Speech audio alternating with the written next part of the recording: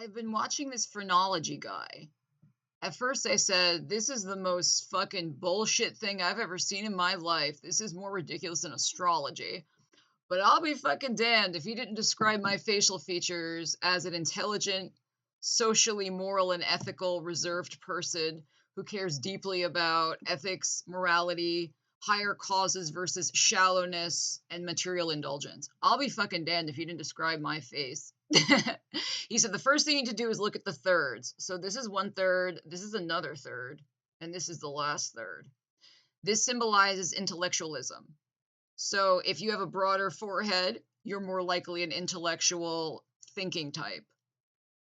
I presume it must also blend over to creativity, a mentally active person. The midface is social and emotional. So people who have a short midface, like Erica Kirk and Charlie Kirk, are very shallow people. They don't have much of a social, emotional life or concern. And then the lower face is activity in the external world and materialism. So people with a very broad lower face are more hedonistic, more into money and sex, things like this. The philtrum combines the social and emotional with the material and the expression, right?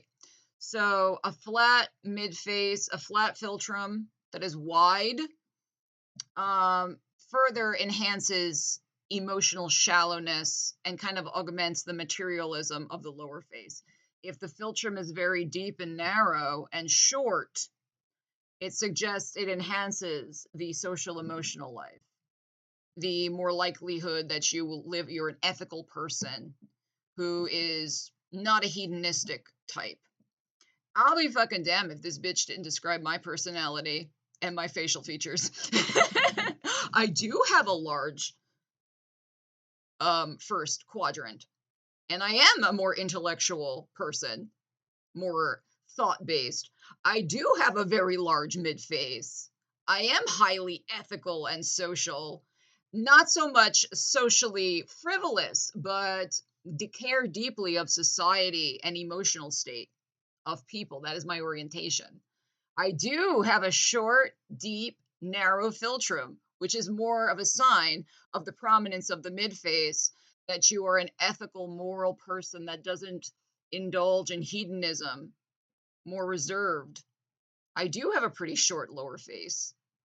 I have a fairly broad chin, but my overall lower face is low because the philtrum is so short and deep set and narrow that even though my chin looks fairly large, in reality, this third is the smallest.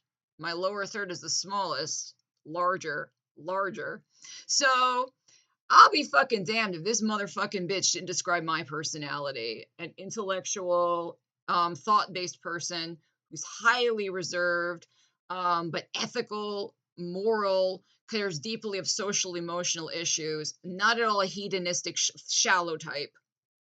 I'll be fucking damned if this bitch did not describe my motherfucking personality.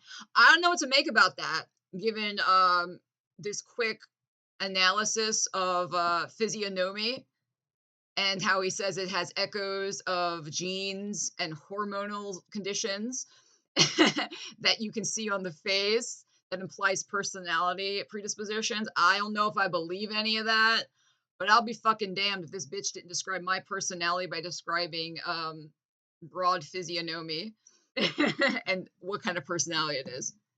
I'd say that's pretty fucking coincidental given like every single facial feature he described is my personality.